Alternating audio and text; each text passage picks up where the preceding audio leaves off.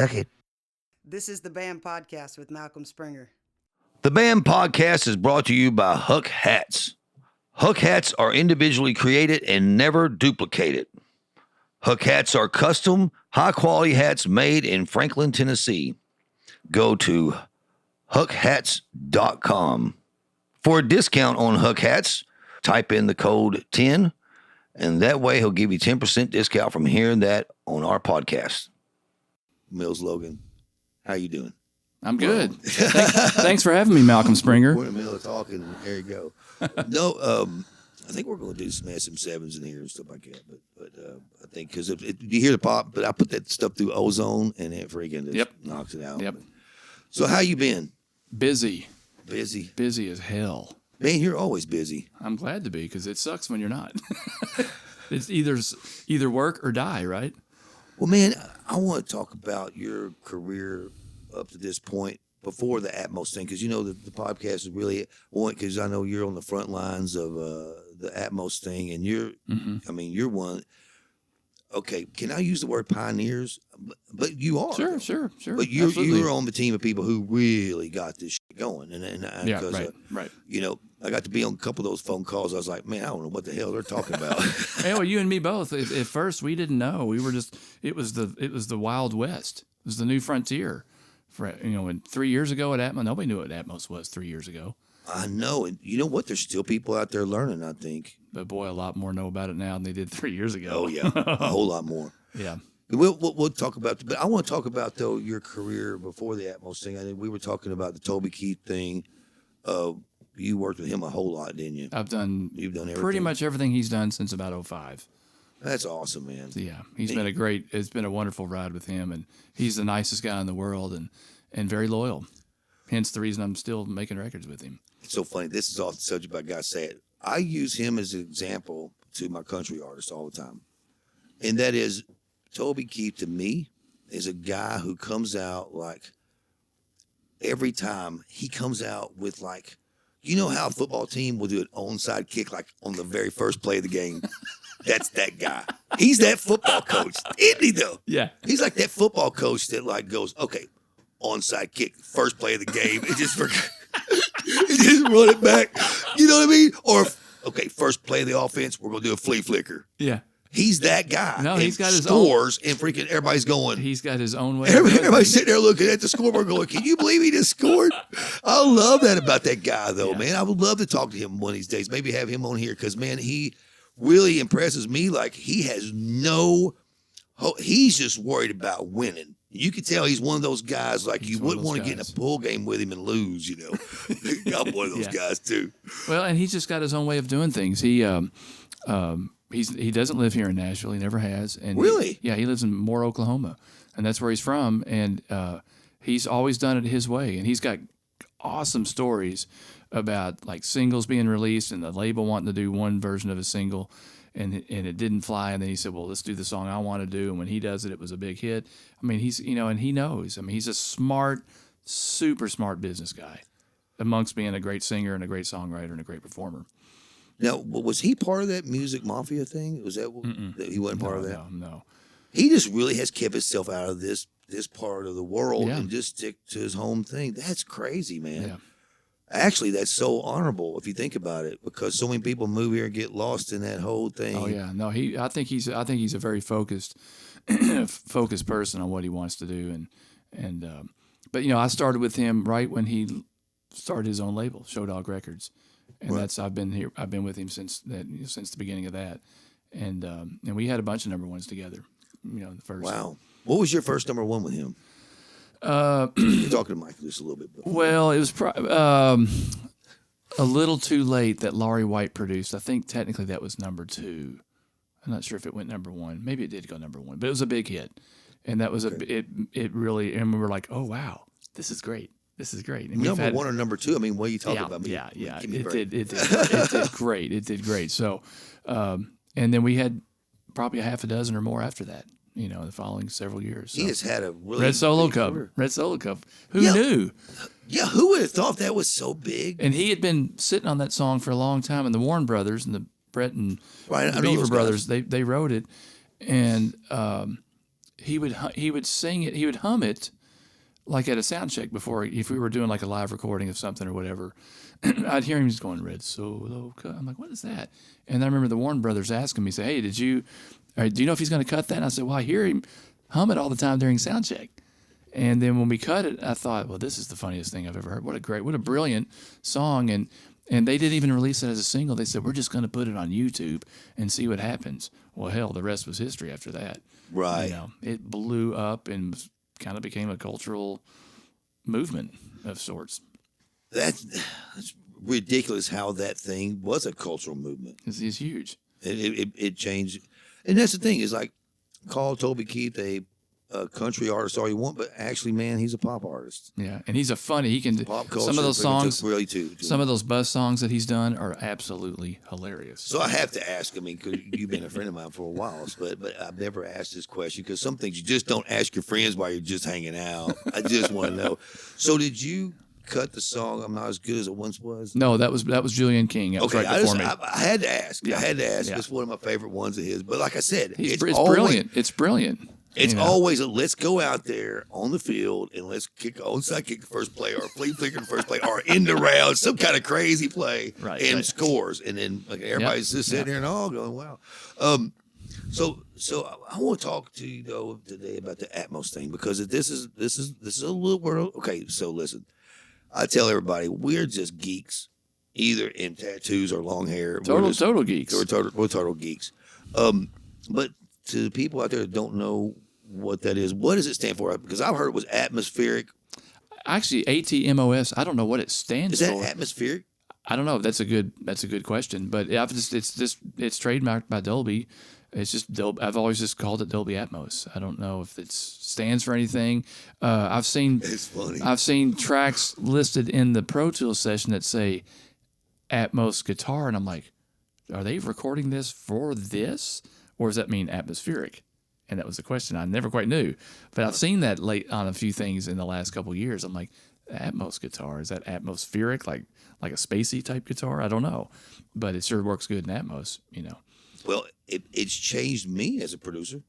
Like working on the pre-mixing and stuff to get, and stuff with you, to get over there and helping you get your mixes ready and stuff, and kind of being the chalk up for it.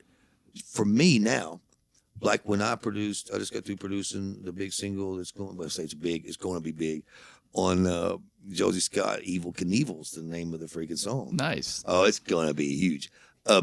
Well, I've had in mind producing it. Every time I produce something I know is going to be pretty freaking sizable freaking artist, I got that in mind. Mm-hmm. Okay, I'm going to put this in here, that in here, this in here. Okay, the stereo mix is not going to happen, but you wait till Mills gets out of this.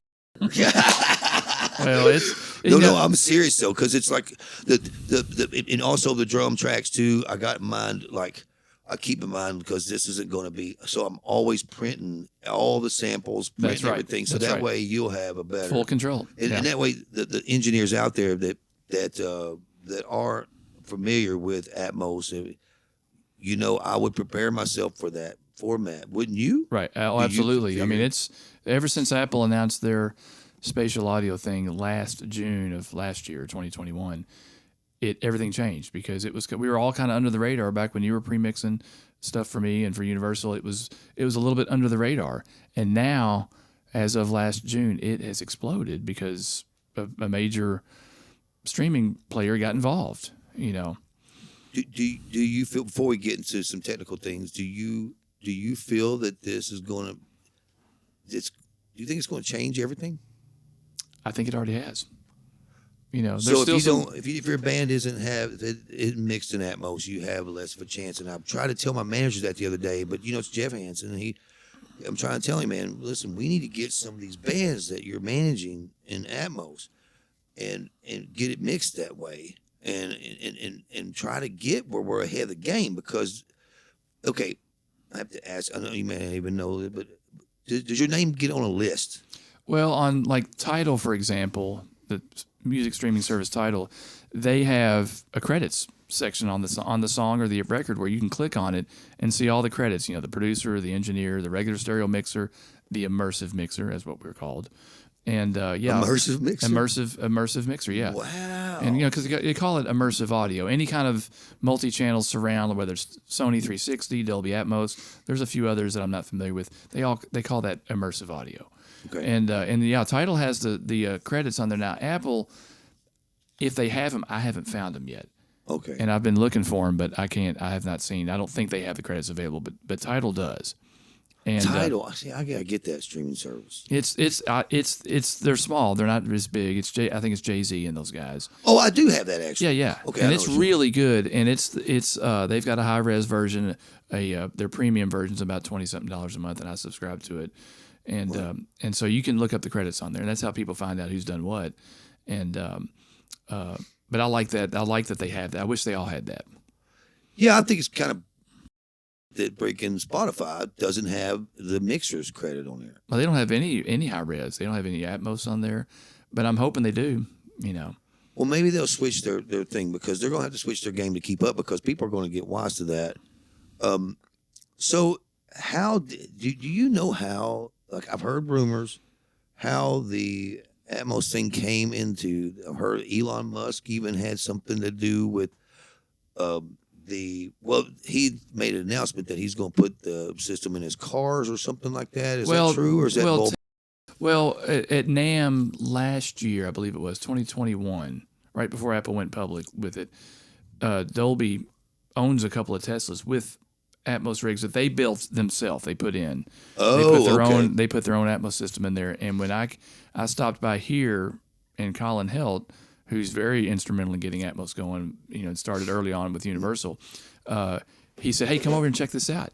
And so I started. He fired up a couple songs, and a couple of them I'd mixed, and it blew me away. I was like, "Really?" It sounded like the control room because you have all these speakers. You have speakers over you. They had like a 714 rig in a Tesla. See, I'd heard that he had made an announcement that he's going to have the Atmos systems in the cars on a certain date. But now I didn't read that. That's just what somebody told me. I haven't heard that, but I sure hope he does because that would be awesome. Now I know Mercedes is committed to some of their models of having Atmos playback available in their car. Some Chinese auto manufacturers are committed, and that's where people are really going to hear it in its fullest potential because the headphones are cool. They're great. Binaural's nice, but a 714 rig with speakers is amazing. And nobody hates that. Well, nobody's going to not like that. Well, it's almost, I describe it like my stepfather, when he told me, when he listened to it, Kevin couldn't hardly get him out of the room. I mean, I'm serious. Mike's sitting there, and it's like, I'm serious, I mean, I call him Papa, he's my stepdad. But he I can tell Kevin's trying to scoot him out of the room, and he's just acting like he don't want to leave because he played him Elton John. Right. Well, that's the song, the Rocket Man song is kind of what started it all. Really? Yeah, it's the best I know, and maybe Brian Pennington or Kerry Thomas could correct me, but Brian Pennington and Greg Penny mixed that song because Greg Penny is Elton John's engineer, right, and has done a lot of Elton John, almost all of Elton John stuff in the last probably 35 years, maybe longer. And they mixed Rocket Man in Atmos, and the best I understood it, I don't know if Lucian Grange or Michael Fry or somebody heard that and said, "I want all of our music to sound like that." And that's as far as I know, now maybe Kevin Reeves or somebody can correct me, but that's the best I understand. That's how it all kind of got going. Because, it started out in film. Right. Atmos was the next iteration of 517191, and they started in the theater so you could have as many speakers or as few as speakers. It was all compatible together. Right. And then when they mixed Rocket Man for nothing to do with film, they mixed that song, that music in Atmos. The guys at Universal went, "Oh my Lord, this is it. This is what we want to do. This is the next step." Right. So it's funny because it's back to my step. He went out and bought a system. I hadn't even really sit in his house and even listened to it. I don't know if he has it in his, but they just sold their house. They're moving back to Missouri. So before they buy another house, what size room would you, for a consumer to have to get the full effect of the Atmos emergence? I mean, a normal size living room, den. As long as it's not little bitty, Right. But what a lot of people are doing, they're putting like a sound bar under their TV, which is pretty popular. And there's Sennheiser makes a sound bar that's supposed to sound really good. And they'll have like frontward firing speakers. They'll have speakers on the side, and they'll have speakers facing up. And as long as you've got a fairly reflective ceiling, it's pretty effective. I mean, it's not the same as really? So you don't have to hang them from the ceiling. you don't. Well, if you do the sound bar deal, and then part of the sound bar, they'll have like a wireless sub. And see, 25, 30 years ago when 5.1 was coming out, you didn't have wireless speakers. Right. And so you can put the wireless sub, say, behind your couch in the other side of the room. And then off the wireless sub, you can have a couple satellites that are wired to that are all of a sudden behind you or like right there at the back of your couch. And so now you've got the sound bar that's got all the components of upward firing speakers, your left, center, right.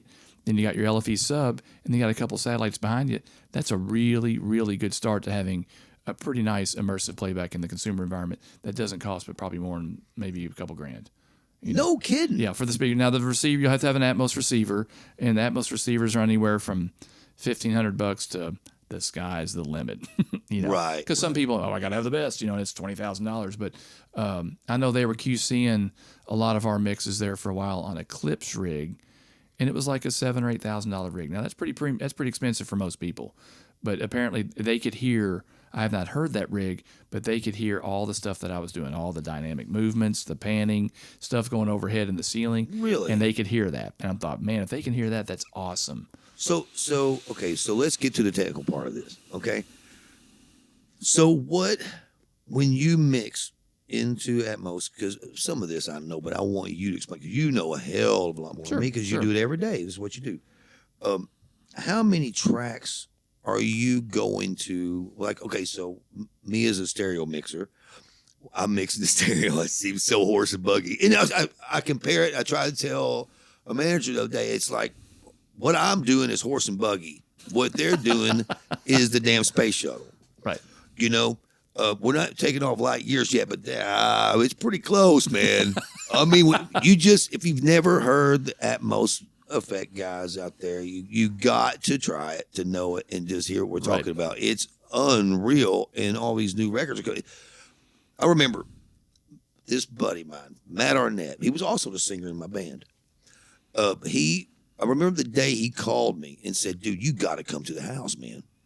I have a compact disc player, and I just bought Back in Black.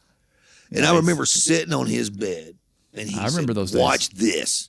He cranks it up, and my life changed. Do you feel that Atmos is going to do that? I mean, do you feel like that? Absolutely. I do too. Especially if people hear it in its native environment, in a multi-speaker, like in a car that has Atmos, it'll blow. I've not had, knock on wood, I've not had a negative response from anybody that's come to listen to stuff either at my studio or at the Universal Studios at East Iris. If they come and listen in the control room, I've not had a bad response yet. And because you just don't believe it, and especially if you get someone that knows how to tweak it. Oh, my God. My wife listened to, I did a Supertramp song, The Logical Song, which finally got approved and I think is on Amazon now. Or if it's not, it's coming out real soon. My wife, who sometimes can hate everything that I do, she said, and I tell her this and she just laughs. And she sat down and listened to The Logical Song, which was a huge hit, 79, 78. And she heard that and she started crying. And she goes, really? That's the greatest thing I've ever heard. And I'm hearing stuff I've not heard. I knew it was there, but the detail, right. She said it hit me from all angles, literally from behind me, above me, to the side, of course, to the front. And she was blown away. And I'm like, wow, my wife is the hardest one to please when it comes to music, because she's heard so much stuff I've done that sucks. Dude, I got a funny story for you. You need coffee or anything? I'm good. You need water? At some point, I might need some water the more I talk, but at the moment, I'm good. I'm good at the moment. Okay. So listen, here is the funniest thing, because you know me, they gave me all the old Johnny Cash stuff. Right. So here I am, and this is when Tiffany lived over there in Missouri. I mean, you know what? I'll say this on her. I don't care. So I'm like timing it. I'm like calling her. I got Folsom Prison freaking pulled up, right? Right. And here I am. I'm remixing. Thank you. Basically, almost a lifetime of Johnny Cash. I mean, they gave me all of it, and I'm like, okay, so here I am, and I'm trying to time it to where when she walks in, I'm working on Folsom Prison. I'm like, nothing impresses this woman. I am going to. This is going to be the ultimate me getting laid. That's what it's all about. So right? here I am, and she walks in the door, and I'm sewing up Johnny Cash, and just moving stuff around, sewing up some stuff. She gives me a peck on the lips. She goes to the couch, and she starts rolling a blunt, and just absolutely, I went, wow. I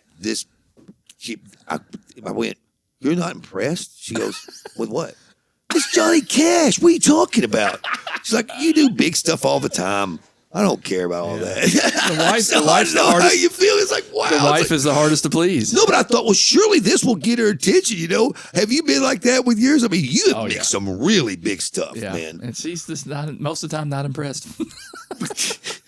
She's like, they're not really that good, are they? I'm like, they'll be great when we get done, but you're hearing it unfinished sometimes. It's a little less than glorious. That's so funny.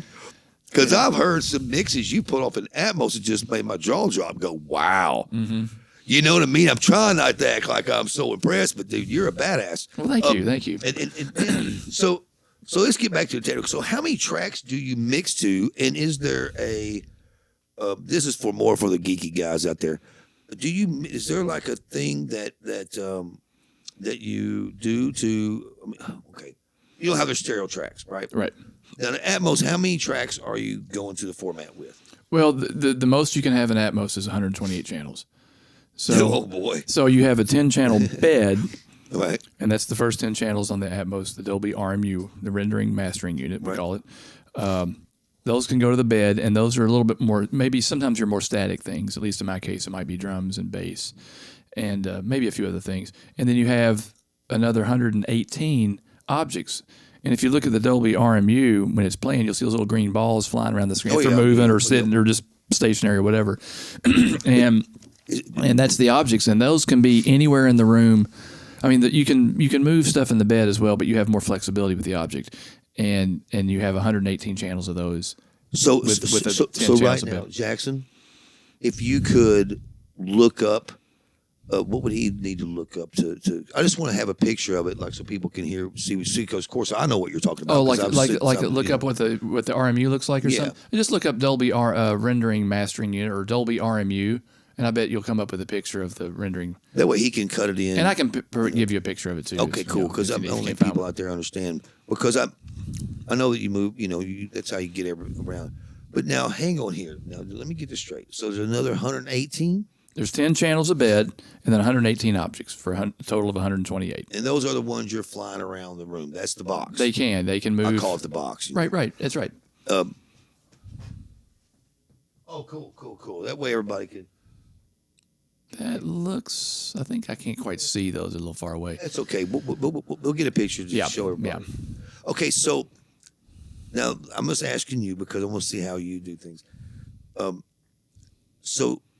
Do you compress how do you get the stereo drum compression that I'm going to do on my mix, over there? Well, oftentimes I leave the drums in the bed, and it's what they call the 712 bed. So you have a 712 aux in Pro Tools, and you can put a compressor on that. It's a 712 compressor. They make plenty of those, and I'll hammer the drums with that and get fairly close. But how many channels across there can you hammer the drums with the compressor? It's 10 channels. It's 7 plus 1 plus 2. So that's 10 channels. So you have in Pro Tools has plenty of plugins that will operate in 712 mode. Okay. So multi-channel. I'm just trying to ask for me for other engineers too because I got a lot of questions. So you got one compressor handling those 10 channels. That's right. And those are plugins that you get from different companies and yeah. Okay, so does Waves have that? Pretty much, as far as I can tell, if you go to multi-mono and Pro Tools, you can pull up like an 1176, for example, and it'll compress all 10 channels. Now, a lot of times we get stems that are already processed. Like I'll get for example, from you or from somebody, I'll get stereo stems from the original mixer, and I'll have like bass drum, snare drum, toms, overhead and rooms, and they've already all kind of been compressed. and they're Okay. already so that's really the best way to do it because that retains the original mixer's vision as best we can. When we mix from multi-tracks, it's a little bit more challenging. Sometimes you have a little more flexibility, but you have to recreate some of that stuff when you're mixing from multi-tracks. So I've had to do. or if someone hands me the Pro Tools session that the mixer used, if he mixed all in the box, I can take that if I have all the plugins and I can go from there. And that's actually really good. You know? That's what I loved about working on a, the Luke Bryan stuff and all that stuff because they had it really where you still had to recreate some of it, but it still was like where I could hand it to you and we fly that shit everywhere and boom, boom, boom. And I loved your we ran premixes. out of Your that. premixes are always so good. Oh, thank you, man. So creative. I mean, you used to go over and fly stuff around and everything's well because like as a producer and any of these guys out there, especially like because do you know who Ari Morris is?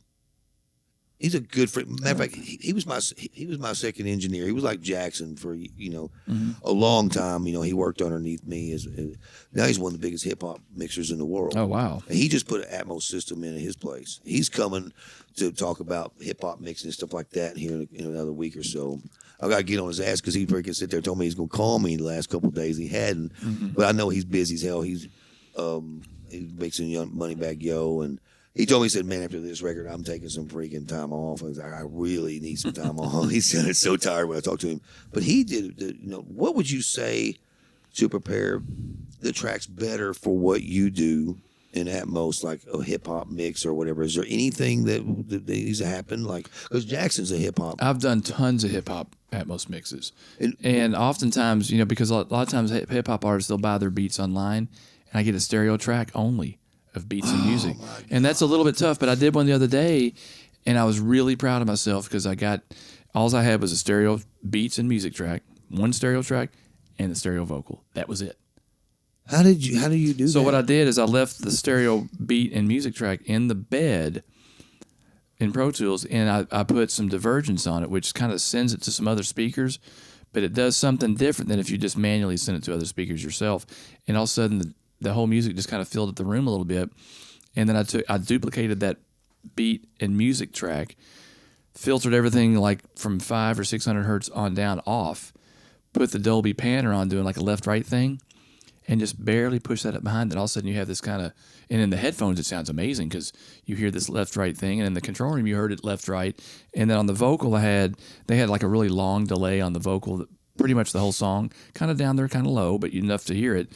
And then I put that same vocal effects on a stereo return and then swirled that all around the room. Okay, we are complete dorks, but that is and it sounded great. freaking. And it doesn't always work. And sometimes the limitations of the source material, it's tough. But I'm always trying to think of some way new, especially when we only have a few tracks, how to make it sound great. And that sounded. I was like, wow, this sounds really good. So I mean, I'm asking some crazy questions, I know, but.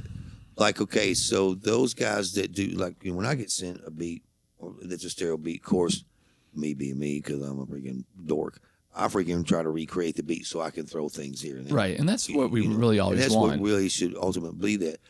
But now with these new companies, like, that's coming out, like, that do, like, selling online content off of, like, Instagram and freaking TikTok and all that stuff, now, that's becoming a pretty popular thing, and it's becoming a pretty big money thing for guys like me and you who make, guys that freaking do beats and music and stuff like that, because I know that a couple of mine's being looked at right now, and we'll start doing content thing for these people. I wonder if it's going to be because of Atmos, if you think that they're going to want the tracks, that's going to be part of the freaking thing instead of, is it going to evolve like I feel like it probably should, but now. Oh, I think so. Because the more more popular Atmos becomes, and I think almost everybody in the business knows a little something about it now. Especially if you've been mixing in it, you realize that the more spread out things are as far as track wise. Like if you have like a full set of drums, it's just so much more. Like if I have a full drum kit, like a regular studio drum, an analog drum kit, I'll take the overheads and the room mics and pull them off the front speakers a little bit, maybe add a little hike, and all of a sudden it sounds like you're in the room with the drums. It sounds awesome. Just the drums by themselves. And I was doing something, I forgot what it was, and I had a full set of drums split out on the stems. And man, I floored the volume in my studio and heard the drums all around the room. And it was just, and my second engineer came down and goes, "What are you doing? It's so loud." Because it's like louder than I normally mix. I'm like, "Dude, check this shit out. This sounds amazing." And I turned it up, and the drums, it just blew you away, hearing nothing else, but hearing the drums all like in the speakers on top, the height speakers, some a little bit behind you, some a little bit on the side, and of course the front wall.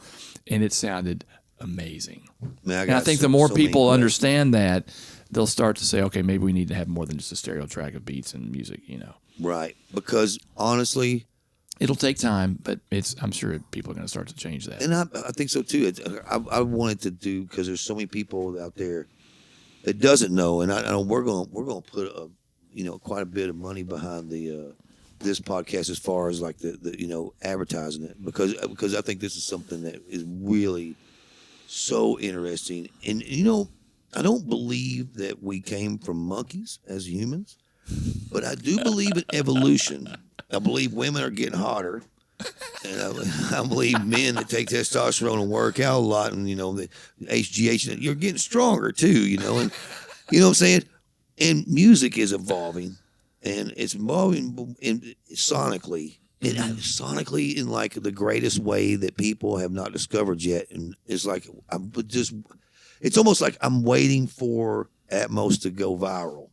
And when I say that, like where it's just when somebody discovers it, there's somebody telling somebody about it, and them.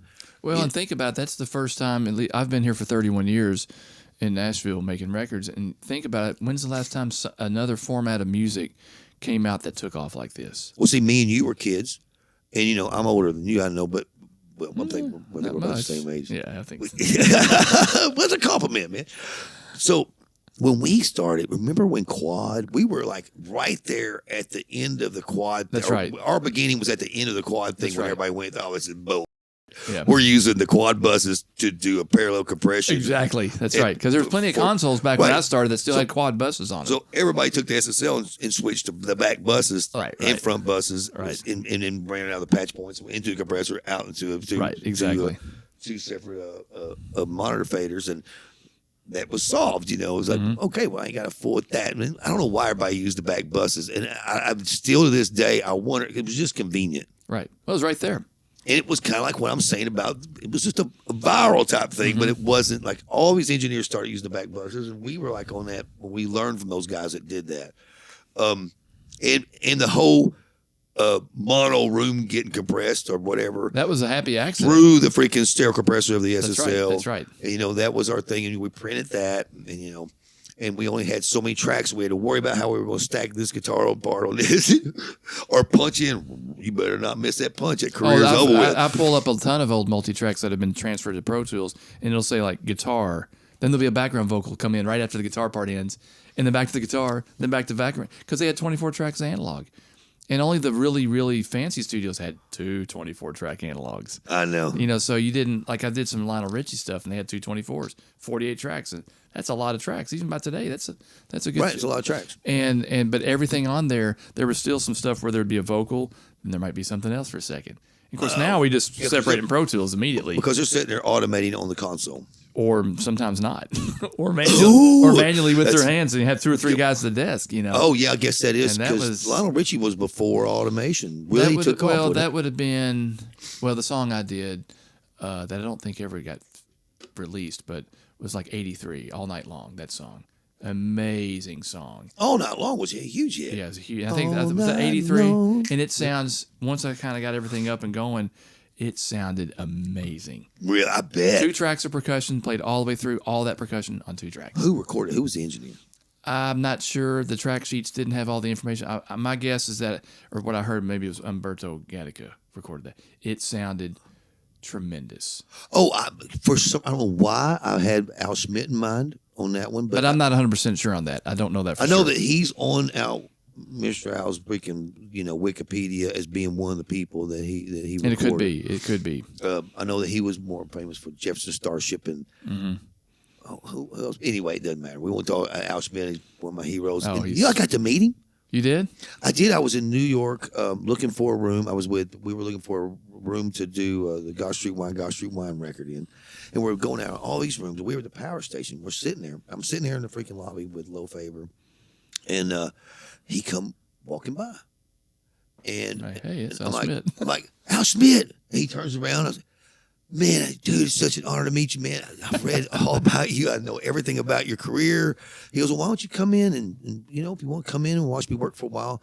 And, this guy. That's cool. Yeah, he was one of those guys that like when the music, he would be like away from the desk for a minute, but the music would be playing and it didn't sound all that. And then when he walked up to the desk, it all of a sudden sounded great. Like he just made it sound great. Yeah. I mean, but that was the same night I met him. Was the night he was working at freaking Power Station. The night he got the Grammy for Natalie Cole and Nat King Cole's freaking that big thing, Engineer of the Year. Wow! And he's the only engineer that has his name on the street in Hollywood. That's Did you know awesome. that? I didn't know he was the only one, but I can believe. I think he's the only one so far. Engineer. Now there's producers like Don was. I think some of those guys that we worked with when we were younger. But anyway, back to the Atmos thing. So I'm really curious. How do you think this is going to? And this is a big question. Definitely, we got more to talk about it. But how do you think that this is going to affect the music industry as a format? Do you think it's going to change? And how much? Okay, let me back up. Let's ask that later. When you buy an Atmos mix off of Apple, Well, whatever. currently you just stream it. You don't technically buy. Okay, You don't buy the file. You don't buy the file. It's just a streamable file. And it streams fine. Yeah, it's not streaming a 120 channel WAV file. It's streaming a 6-channel MP4. Is the best I know. I believe it's a 6-channel MP4, so it's a slightly bit smaller file. But when I listen to stuff on Apple Music through my rig in my studio, and then I listen to the same mix off the RMU, they're pretty close. I mean, there's a little difference. I mean, it's a data compressed file, but it's pretty darn close. Well, okay, there goes it for mixers out there. I'm wondering if you've listened to anything off there and been disappointed. Have you? Well, the headphones on Apple, that's a topic of a lot of discussion. Because I remember when that was going on, when I was starting to help you guys, I remember that there was a big thing about the stereo mixes. So do you have to sit there and you have to make it work on the stereo headphones? Well, currently there's really 3 things to consider. There's your control room mix, which is the most impressive with all the speakers, with 714, 914. And then there's the binaural, which I feel like I've gotten pretty proficient at making it sound pretty nice. That's not that hard to sound good. It's different. It's not quite as impressive as the control room mix because you're listening to on 2 speakers on your head, and so you don't have quite the immersive ability as you do a control room mix, but it still sounds considerably better than the stereo mix. Sounds like it's around your head. Yeah, there's some movement. You can hear obviously hear left, right very easy. You can hear a little front to back. It's just not quite as immersive as its control room mix. But then the spatial audio mix on Apple is a little bit different. It's a little bit more washed out. There's some, and that's an ongoing thing. Apple's keeps working on that. It's changing by basically every iOS update. It gets a little different. So, and I think they've got some visions down the road that will improve that a good bit. So when it does work on the binaural way, is the system gauging phase? Is that what the deal is? Is it I don't know how. This is like taking it out of phase this much to make it back here. I don't know. I don't know the science behind it. That's a pretty tweaky. We had a conference call with Universal. It's been probably a year and a half ago, and they had somebody from Dolby on there, a lady, talking about the technical details of HRTF, head related transfer function, in the headphones, and I was kind of like going, Really? I'm not following very good. And it's very scientific, very tweaky. Me as a mixer, and we're kind of geeky, we're nerds, that's a whole nother level. And I'm like, yeah, I'm not sure I'm following her all the way. And a lot of people are kind of over there like looking at their phone on the Zoom call going, I'm not sure I'm following this. But that's very scientific, very tweaky. That's more like white lab coat guy in a laboratory. Right. Well, I wanted to ask you because there was a record, and you know what? It's like I probably shouldn't even mention it, but I have to because it came to my mind. that I heard that Ken Love. Do you know Ken Love? Oh, the mastering. I know Ken. He has done Okay. thousands of songs for me. So years ago, I'm over at Nat or something. Years ago, I'm over there. He's mastering something for me, and this was like, man, At Master Mix. yeah, this was like back when I was like 25, maybe 26. Oh, when they were on Division Street, way over there by Yes, by Omni. yes, Right yes. next door to Omni Sound. Yes, and he had a cool room there, and he played me a David Gilmour record. I don't even know the name of the record, but I've got to find it for you. That like when he played it for me, he's like standing in front of speakers. It was Q Sound. Huh? Was it Q Sound? Well, yeah, it was like all over the place, but it was in 2 speakers. Yeah, it's Q Sound. Probably Q Sound. Okay. Maybe I was wondering about that. early 90s, late 80s. And I always wondered, but because of that, though, I figured out, or I learned all these formulas from an engineer named Joe Hardy, who did like. I know Joe. I remember. Life is a highway. He did that worked at one. Ardent Studios in Memphis. Well, I was his second engineer on a couple records, and man, he told me the formulas to get that stuff to react that way. The delay times and the phase, how you would get it to be 2 faders out of phase, and you pull one back, and that's it's the same thing as a MS technique thing. Right. And I got really into setting the guitars outside the speakers. And you know what? I have one of those. It's funny. I'll show you before you leave. I have one of those WOW boxes. Have you heard of the WOW box? The WOW? The WOW WOW? Yeah. I've not heard of that. Okay. Well, I'll just say it. What's his name? Oh, heck. Oh, so I'll tip my tongue. Hang on. The guy who mixed the Dark Horse Nickelback record. Okay, so listen. Mike Shipley? No, not Mike. Why am I not thinking of his name? I'm ashamed. Anyway, so I found out because I'm sitting there listening to that Nickelback Dark Horse record. I'm like, hang on here. Randy Staub. Oh, Randy Staub, yeah. So Randy Staub, listen to this. It's a freaking. I'm like, how does he get the thing to sit outside there? So I was sitting here freaking weeks trying to go. Okay, is it doing what Joe Hardy told me? Is he running through like an MS thing, and is he freaking throwing out a phase, and one of them making it go over here? Is he, So you know how big of a dork I can really be dorky. I freaking love that. Yeah. Well, so I'm sitting there trying to figure out how does he get that thing to sit outside speakers, and is this going to really ruin my mix in the end because of the phase? Right. Thing? Well, there's this thing that was made for these mono. Well, it wasn't mono computers. They were stereo, but it was so like not stereo. It was almost mono, and they knew they made a mistake. And what company was it? The computer? Microsoft put this box out. Now, this is what's great. That would make it more stereo. Yeah. And Randy Staub, this is I'm talking like this is a headphone jack going in there. So here you spend all this time making these guitar tones, right? Moving these microphones around and like taking your time, and then you run it through a freaking little bitty freaking box that has freaking headphone input to it and RCA outs. Oh, my Lord. And it goes to a bump box that bumps the signal up back up to bring it back up to where it needs to be. And so I found, because I'd heard that he had bought every single one like he could. Like he has 10,000 of them just so nobody else would have them. Now that's the rumor. That might not be true. I'm pretty sure it's true. He just didn't want anybody to have a secret. What he came out in an article and said this. And I was like, okay, I'm going to find one of them. Dude, Tiffany could tell you, I was up every single night, like in bed, sitting there looking for this. And you found one. And I found one. And I bought it. I found one for $200. I'm like, hell yeah. So, and it set my right outside. And I wondered, like, but what's funny about that thing is it also has, not only does it set it out here, but also more guitars coming up over here. It's really odd. Well, I used to use a thing back in the early 90s, all the way up until 10 years ago, called the Vitalizer.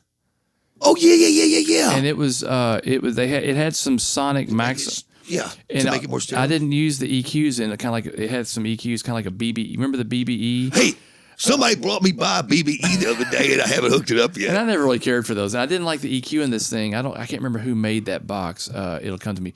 But the vitalizer, but it had a widener thing, and I put on the stereo bus. Oh my! And that thing, it sounded pretty good, but it screwed up the low end a little bit. You had to be very careful. So now, on my Calrec desk, and this is a secret I'm revealing for those that care, I mix through my Calrec desk, 48 faders, and each module on that desk is a stereo module. Now, the first 48 I have set to mono only.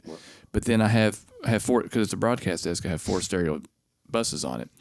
And stereo bus number 2, M2, anything routed to that is patched into channel 60 stereo. And on the console in analog, it's got a wide button. And I crank that all the way up. And then I assign only the channels I want. Everything goes to M1, which is the main stereo bus. But then I assign stuff to M2 as well. It's all combined later, and it gets printed back into Pro Tools. But anything that wants to go to the wide bus, like guitars, no bass drum, no snare drum, no bass guitar, no vocal, because I don't want that getting screwed up in a wide thing. Right. I want to keep that stuff. I want to keep the mono compatibility of that stuff, the integrity. So like guitars, keyboards, of course, reverb and delays. All go to that, and when I push that M2 fader up, the whole mix kind of goes. Okay, so and I've had several producers call. You have to come over and I'll show you because it's number one. I'm pissed at you for having a Calrec, and it's awesome. Number 2, it does it really. It's all analog. Okay, so you know what? I hope y'all got that. Me, I'm going to ask him again when we take a break here in a second because I want to know like where because I'm curious. So. For one, the Calrec is an amazing company that really made some great. They make tremendous consoles. You know, Beale Street Studios, one of the places I started. It wasn't my first studio, but it was like my third. Because I went from Hummingbird up there on the UA Tower. I went from there, and I went from there to Emerald Sound, which is where Andrew Kantz, who's the general manager for freaking Big Machine. Right. That's where I met him. That's right. He used to work for Emerald, didn't he? Yeah, so really Emerald Sound really turned into Big Machine. That's right. Really did. All the people there went there. Anyway, me and him, he's known me longer than anybody else in this town. Smart dude. And just a really good person. Very smart I dude. love that guy to death. I'm going to have him on here one of these days and just give him hell, you know. Because he remembers me when I was freaking doing the wrong things and I'm out there freaking hitting golf balls in my freaking dang boxers. And the only time I've ever played golf in my life was the AES golf tournament, which tells you exactly how that went. It was really bad. I think they were wanting to ask me to leave, but the people at the golf place. But anyway, out there, Brentwood, you know. Anyway, fun, great times, man. I mean, I'm talking some fun times. But anyway, back to what I was saying. I got off track here. When I went to Beale Street Studios, they had a Calrec microphone. Oh, that sound field. Yeah, and it had 8 outputs. That's right. It was the Calrec sound field, I believe it was called. And I remember thinking to myself as a young guy, those are awesome, and they're very sought after now. I wonder, because I thought that Pops, Gary Bells, I thought that he had wound up with the microphone, but the microphone is missing. Nobody knows where the damn thing went. I've asked Neil Jones. I've asked all my engineer buddies, and nobody knows. But there's a few of those around. I mean, God, I would give a lot of money for that thing, man. I'll look on eBay when we get done. But I remember seeing I think I saw one of those years ago. I can't remember. Maybe the Castle. I can't remember. And I didn't know what I'm like. 8-channel microphone. Well, I've only got stereo, but now that would be awesome. Yes, for what you're doing, for yes, sure. Sir. It would be tremendous to have something, recorded with that HRT. I guess they call it an HRTF, head related transfer, same function. But those were nice microphones, and if you ever find them, they're still fetch a pretty good price. Yeah, I bet that's pretty expensive stuff. Yeah, that would be awesome to have one though. So do you have a tracking room at your house? I mean, I can do I've tracked there a couple times. It's pretty small. I'd rather come here, like the East Iris and track or Blackbird. There's so many great studios, and they're not that crazy expensive, But I'll do vocal overdubs there. I'll do guitar overdubs. But most of my work right now is Atmos, so I'm doing that more than anything else. Man, more than anything, I want to say this. I'm jealous in a way because I'm glad that the mixing and that makes you happy. But to me, I want to work with kids and I like interacting with people, and I like getting a rise out of them and freaking getting them.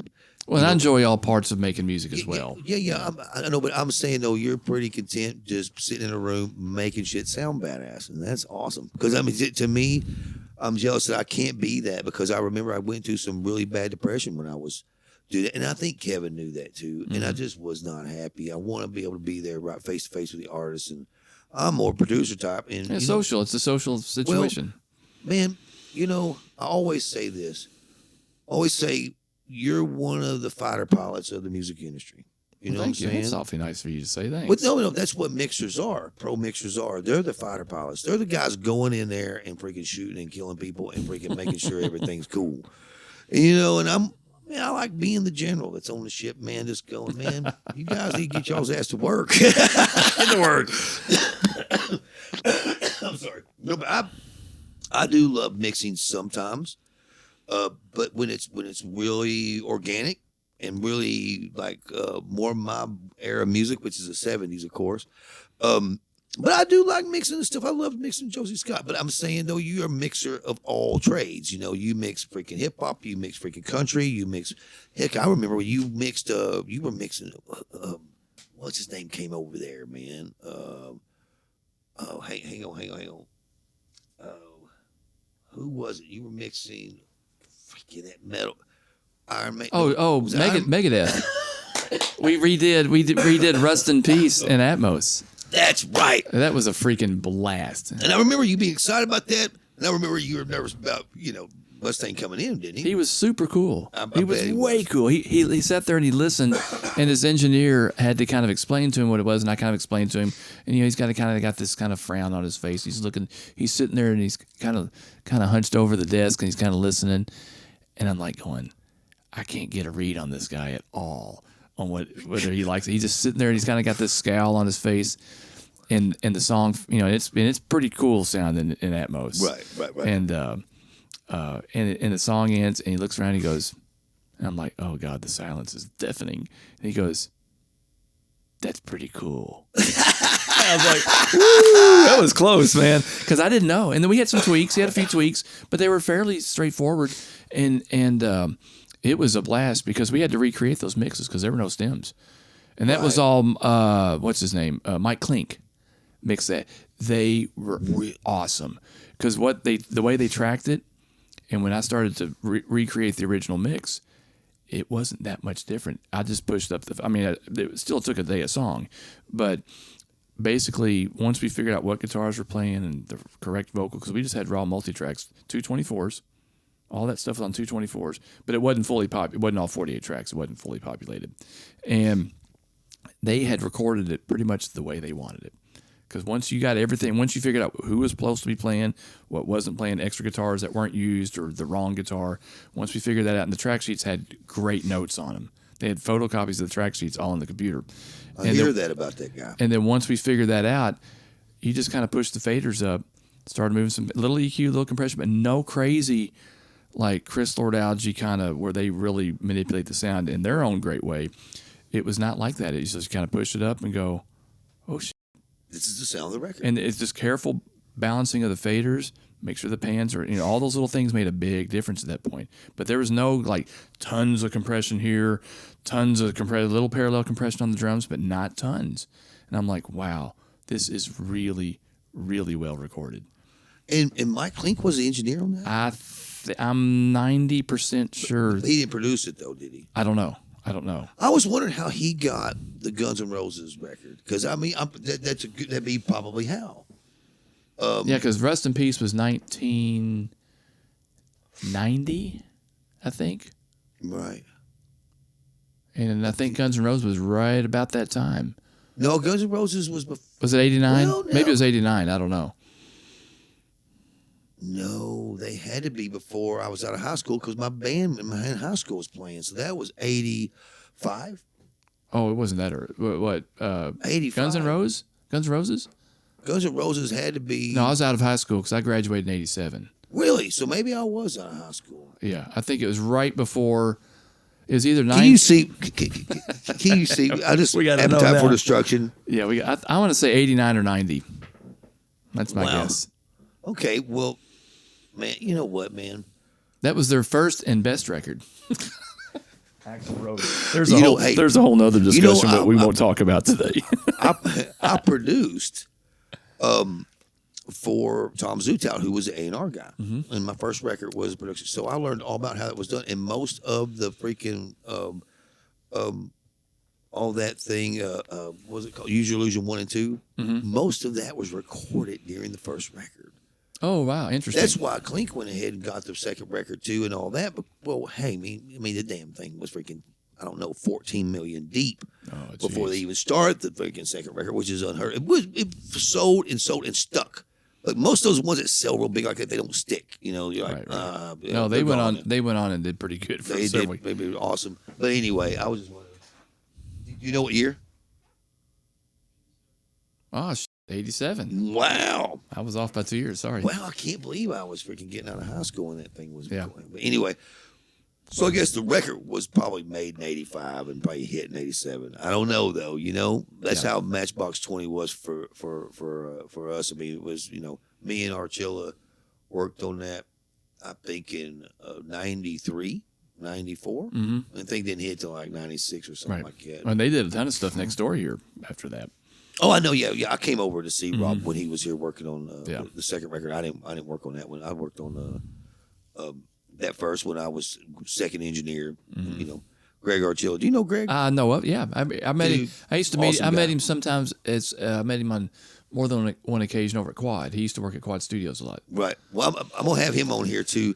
Because he was, you know, I called him my master, you know, because you know how the Jedis, you know, he was one of my masters, definitely, and taught me a lot about mixing. And, you know, he always had this delicate freaking touch that he just, like the smallest high end in his mix would make so much more difference than if somebody else added. Because he's probably doing it in exactly the right spot. And he was not a big shelf guy. You know how, and I became that out of habit, like watching, because I had Chris Lord Alge mix a record for me, and I had Tom Lord Alge mix a record for me, and I had Jack Joseph. Now, Jack Joseph's not a big shelving guy, but now Tom and Chris are. Right. They will shelve the low and end out of the shit out of it, man. I'm talking like, man, like uncomfortably, like, where is it going from here type of shit. They figured something out. But man, sounds good. but they've added in elsewhere, and they were geniuses. It was funny. I had this guy over at Soundstage used to say, "Hey, happy carving," you know, because that's what you know. And you become that guy, man. I'm so honored to know you. And well, thank you. Seriously. And likewise. And I've walked in this door a few times and heard those NS10s on 10, going, "Whoa, listen to that." Man, you know, like I said, I love mixing some things, and I don't love mixing my own productions as much anymore. Interesting. Okay. I love to get like another opinion on it, you know, and stuff because I think sense. I feel like at the end of a record, I'm so worn out on the song. You kind of don't know which way's up or down. Yeah. Dude, you know what's wrong? It's like these bands that come in here and they think we're going to do vocal overdubs and mix the same day, and you're sitting there trying to tap the tuning on the damn thing, trying to get it straightened up right. It's always the vocals too loud. For me, the last instrument that I'm working on, if I try to mix that day, I can promise you, my mix is just screwed. It's terrible. I did that. Well, what do you mean we're going home? Dude, I can't mix now. We've been working on freaking percussion if I do a rough mix, like we've been doing, like this happened the other day. I was doing vocals on this artist, and they wanted roughs. I said, I can't do roughs today because the vocal will be 8 dB too loud. Because I've been hearing the vocal. We've been listening to the singer sing all day, and you know we got the vocal up fairly loud because we got to hear what's going on, and there's no way I can do it. So anyway, we did roughs. And I said, okay, here's the vocal. Now let's bring it down 3 dB, and maybe that'll be right. He got home the next morning. He called me. He goes, vocal's still like 5 dB too loud. I said, see, that's what I'm talking about. You can't do rough mixes the same day you're overdubbing because whatever you're overdubbing is going to be 10 times too loud. And you just can't hear it. At least I can't. I can't hear it. And the next morning, I'm fine. But that day, I can't hear it any different. It'll be way too loud. So, I know I keep asking questions because that's what I love to do. No, because I love to hear guys like you have opinion about this kind of thing. Because do you feel, and I'm dead serious because I'm going to tell you how I feel. Do you feel like the human mind, because I want to write a book about this. I'm not joking. And my book is going to be called "What the Fuck Was I Thinking?"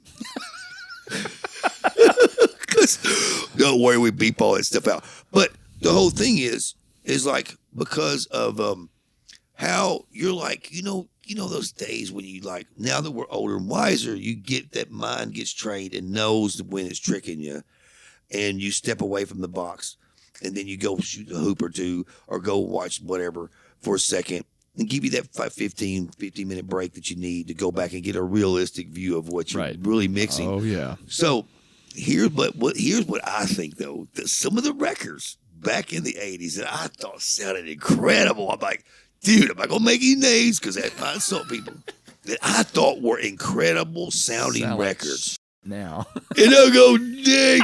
Somebody, oh, man, I remember when analog was around. Things just sounded better.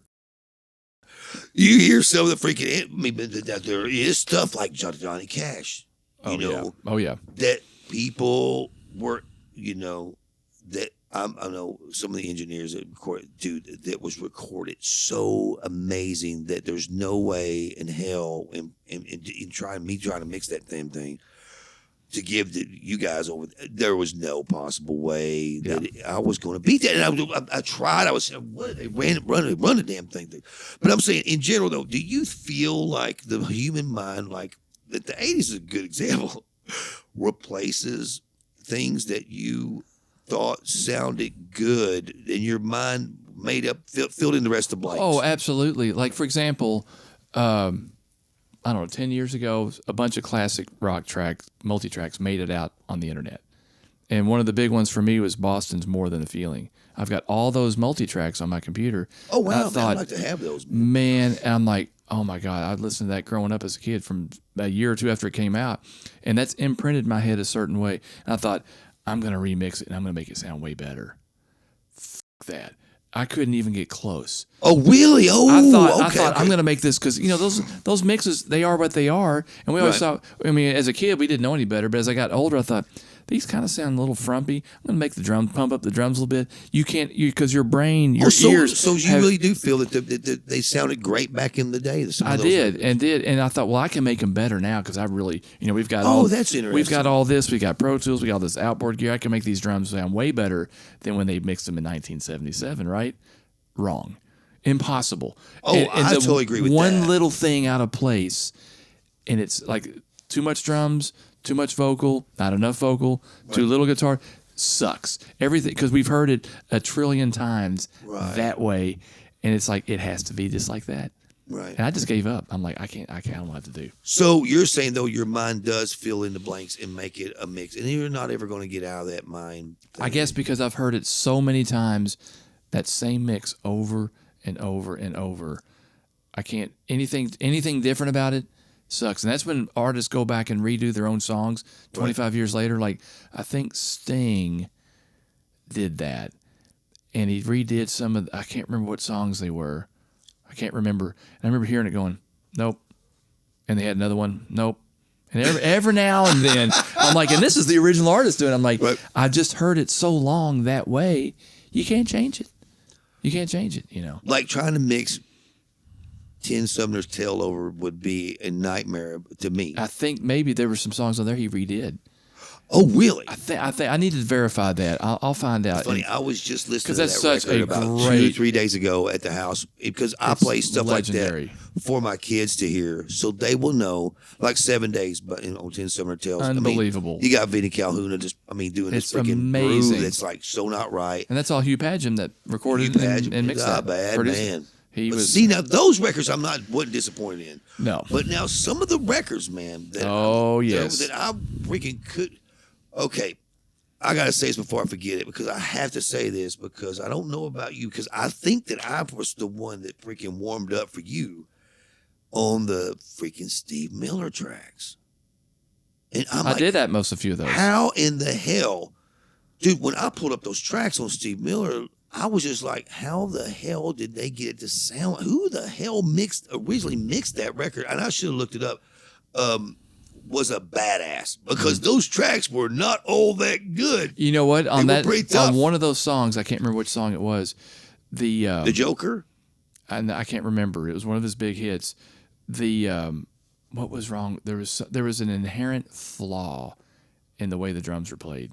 And I think the bass drum was tapping, like instead of hitting the downbeat. I remember that. And maybe it's one you pre-mixed. And I remember going, oh no! And in the original mix, and then I flipped over to the original stereo mix and I heard it. And I'm like, oh, it's there. But in Atmos, it became very apparent. So you know what I did? I took them all out. I don't blame you. And you know what? It worked. I thought this is a mortal sin because I'm editing a track that was a huge hit, but in Atmos, all of a sudden it became more apparent. This whatever the drummer was doing, you know, and I'm sure that happens a lot. I mean, great drummers do that sometimes. But when I heard that, I'm like, I gotta get rid of that. So I went through and took them all out. And as a you know geek, what? It worked. As a geeky guy, because that can go one of two ways. Because this happened to me on a song. I'm not gonna say which one, but there was like a part that you didn't know was there. Now listen to this, and then you went, "Hang on, maybe they didn't put this in the mix." And then you go over to the original mix. Oh shit, it is there. It's just barely there. There's a lot of that going on. And how do you deal with that in an Atmos situation? Well, sometimes if you hear it a little bit louder, it's okay. Other times it's not. It's a case-by-case basis. And some of like the Supertramp Logical song, there were some parts in there that weren't, it sounded like one guitar, but there was like a 12-string and a 6-string. And now you hear them on one side, one on the other. And just because the Atmos, there's more room, you hear it, it sounds absolutely delightful. It does not mess them. Now, other times, there's other situations where you can't do that. It's not going to work. Right. But it's just a case-by-case basis, song-by-song basis on whether or not you can reveal certain low-lying layers that maybe are pretty low in the mix. And if they come up a little louder in Atmos, sometimes it works. Sometimes it doesn't. There's on that back to that Boston Multitracks, Brad Delp, the singer, he does a high harmony part that you always knew it was there, but you never really perceived it. And once I heard it on there, I went, oh my God, he is going way up there. Yeah. And now I hear it. And I listen to the stereo mix, the original mix in my car driving to my farm every weekend. I hear it and I go, oh, there it is. But you never really, I never really noticed it. But of course, if you took it out, you knew it was gone. Right. But now I hear it, I'm like, my God, that guy's singing high. What an incredible singer. But there again, just little things that you never really picked up on. I'm sure if you took them out, you would have noticed. But now I'm like, oh, I hear it now. And my God, that's awesome. You know? Okay, so I have to ask you this because, man, this is the kind of shit I've been wanting to ask you, just me and you hanging out. But you're always freaking working. I'm always working. And now I got the podcast, so I can. Thankfully, we're working. Thankfully. Yeah, thank you, Lord. Now that I have the podcast, I can actually sit down and talk to you about some stuff. Okay, I have a confession, mate. Okay, so when I got sent the freaking White Snake, Still Tonight, okay? Now, if you didn't notice, but me as a bass player, I noticed quite a bit. It's that would have been Still Tonight. Neil, who played bass on that? Because it wasn't Rudy Sarzo. He was the touring guy. Right. But Neil somebody played bass on that record. That record though, let me tell you something. Mixing that sent me into depression. And, no, I'll tell you why though. Because I don't know if anybody out there knows this, but do you realize that none of the guys, they made Vivian Campbell and freaking what's his name? Adrian Vandenberg. John Sykes was the guitar player on that record. But I'm saying they made those guys. Steve Vai. Was it Steve Vai and Adrian Vandenberg? Well, no, Steve Vai came on the next record after that. Oh, okay. I just remember that made those guys get on the front of Guitar Player. You remember they were on the front of Guitar Player magazine? And all the guys all freaking and they were my heroes, and then I found out they didn't even play on the damn record. No, John Sykes played all those guitars. He wrote all the songs. John Sykes. Right. And then he didn't pay him for it. He put all the freaking stuff up his nose. I mean, David Coverdale. I mean, I don't want to badmouth, but I heard he was not a very good person. And I don't care if it's on here or not because he did those guys really bad. And I think they took him to court to get their settlement. They fired the whole band because John Sykes wrote all those songs with David Coverdale. Right. That record was, 10 million records? It was huge. Huge. He played, I think Ansley Dunbar played drums. Neil somebody, I can't remember who played bass, but Adrian Vandenberg, Rudy Sarzo, Tommy Aldridge, they did not play on the record. No. He fired the band after they made the record and got, for whatever reason, I don't know, But I remember when all that happened. Now somebody told me. No, I read an article. Tommy Aldridge played one song. Oh, he did? Drums on one song, and that was it. Though. And he's a great drummer. I mean, all those guys were great players. Rudy Sarzo. And he's a great bass player. And who was the other one? But Steve I didn't come on until after. Yeah, Steve I did the following record. Okay. That followed up, which was a tough follow up because that record was so big, and that record did okay. I think. Okay, but it wasn't anything like the original Whitesnake record. Okay, was huge. so here I am. As soon as I got the thing on my portal to download the tracks and everything, and I'm going to be mixing this thing. I would have killed to have that. Let me ask you something. Have you ever heard? Because I remember as a kid, I was going, you know what? He missed the bass player did not play the downbeat on the second bar of the freaking second verse, and I went. I've always wanted to fix this. I'm fixing this, man, and I fixed it. You fixed it. Good for you. So did you ever did you do vocal tuning to tap it from the old records? I've tuned a couple vocal lines here and there because that's a mortal sin on older songs. Right. But there's been a couple, and I can't remember what they were, where the singer was consistently flat on this one. I'm like, fuck it, I'm fixing that. Great. And I fixed it, and nobody said anything.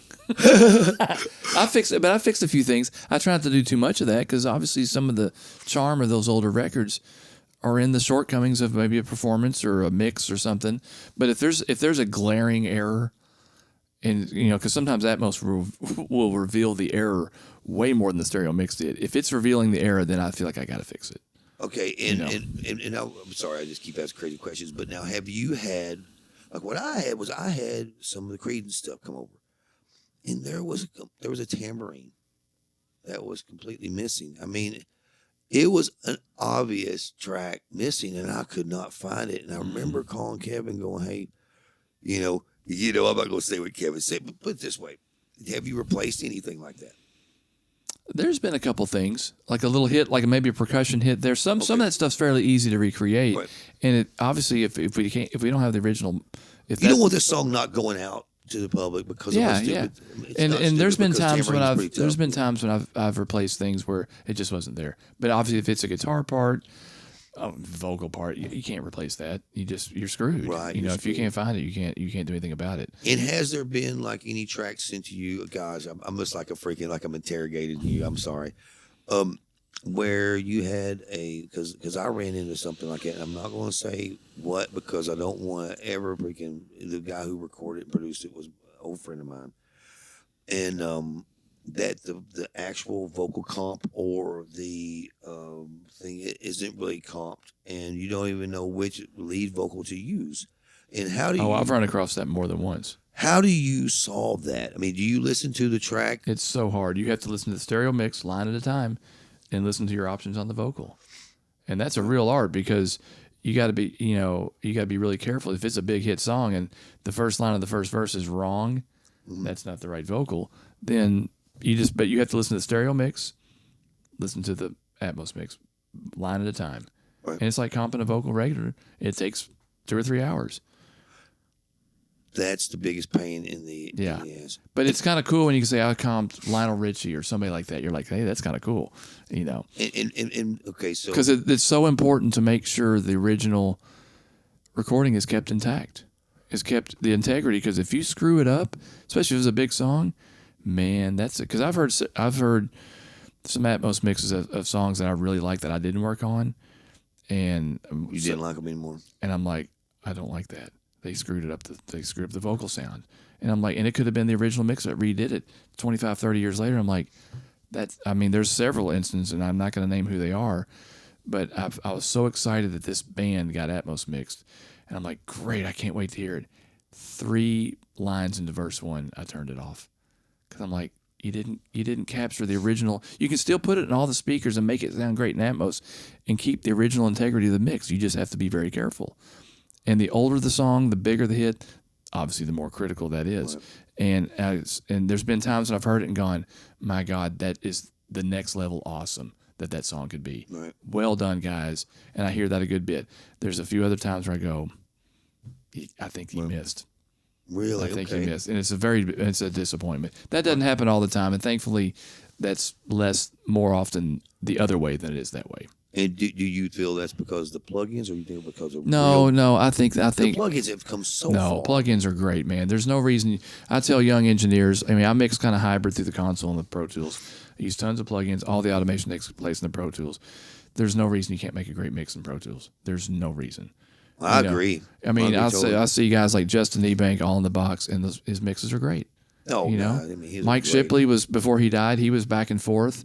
I mean, he preferred the 9000, but he, on other projects, if he didn't have a ton of money, he'd mix in the box, and his mixes were all hits. Right. You know, Right. It's all the guy. It's the dude. You know, the gear is our vehicle to get where we want to go, but the guy, as long as he has what he wants, it's going to be great. So, do you feel that it's going to be more like where every mixer is becoming? And I feel though that's kind of, you're like the pioneer of that. You and Kevin and some of them, but you, especially because you have a mixing rig in your house now. Mm-hmm. Do you feel more pro mixers like you are going to switch to an Atmos system based thing too? And do you feel that the stereo medium will be ruled out at some point? I don't see stereo going away anytime soon because there's too many places where that's what the playback medium is. But I think as a premium format, I think Atmos. There's some mixers that just are never going to go to Atmos. They just don't want to fool with it, and that's where I come into play because I mix a fair amount of stereo, but I'm mixing way more Atmos now than I'm doing anything else. So the guys that don't want to do it, thankfully, I'll do it. And I'm glad to do it. Right. They'll send me stems. They'll send me great stems, and I'll go through and make an Atmos mix of their mix. And I've been doing a ton of that. I think that's going to be the way. At least I hope so. That's how it's going to go for a while because there's just some guys that just aren't going to do it. You know, they're too busy doing regular stereo mixes. Well, and me, I'm too busy freaking producing and Right. And honestly, just doing what I want to do now, and that's I'm going to I mean, there's stuff I've produced lately. I know it's going to go to Atmos, and I'm going to be over there freaking, Come on, bring it over. And, Send it on as over. a producer, I want to be there because I had something in mind, Do you get a lot of that? Do you have the producers show up? Sometimes, really? yeah. Not all the time, but Most of the time they're done with the record, so they're just out of there. yeah. Some guys don't care. don't. Some guys, it just depends. They'll come over. Sometimes the artist comes over. Sometimes the A&R person. A lot of times I send it to labels and they'll preview it on headphones, and that's a little harder because the headphones aren't quite as exciting as the control room mix. But I gotta check out this thing on Apple Music because I want to see. Now I can just I have the Slate headphones, which are expensive pair of headphones, but I mean they're not super expensive. I think they're $1,000 or whatever. But am I gonna get that effect on Apple Music when I go to the Atmos format? it's not going to sound quite like the studio control room. Okay. It's different. Okay, so I'm all over the place. I'm sorry, man. I just got me. I'm just excited because we could sit here for freaking hours and hours and hours, and and I don't want to wear you out. That's okay. But I want to do so. You do feel like the new mixer? Okay, let's say the 2027 mixer that's coming up. That's right now as a kid in high school at 15. You know how you were and I were. We were just intrigued. I was with sound from the day one. Oh yeah. I mean, how things sound and music, period. Like, I was in a band and how it fucking sounded. And I remember listening to our recordings and going, man, we could have done that better. Oh my God, we could have done that better. But anyway, do you feel that these guys that hear this podcast and look into it, do you feel that they're going to be the first, this generation coming up, I should say, is going to be Atmos? And that's it, and produced in surround and merged sound. I mean, it very well could be. It's hard to tell. It's really hard to tell how it's, if stereo will go away completely. I mean, back in the 60s, early 60s, it was just mono. And then when stereo came out, some guys were like, 2 speakers, what are we doing that for? So, I mean, it's a good possibility. I don't know. It's really hard because stereo has been around now for, 50 years? Mm-hmm. Over 50 years. And it's hard to see that going away in its entirety because oftentimes there's no place to play a multi-channel playback. Right. But, that's what people said about mono, too. And so I just don't know. It's really, because I've been here for so long, it's really hard to see it complete. I think there's always going to be a premium format that people are going to love, and it's going to become more and more popular.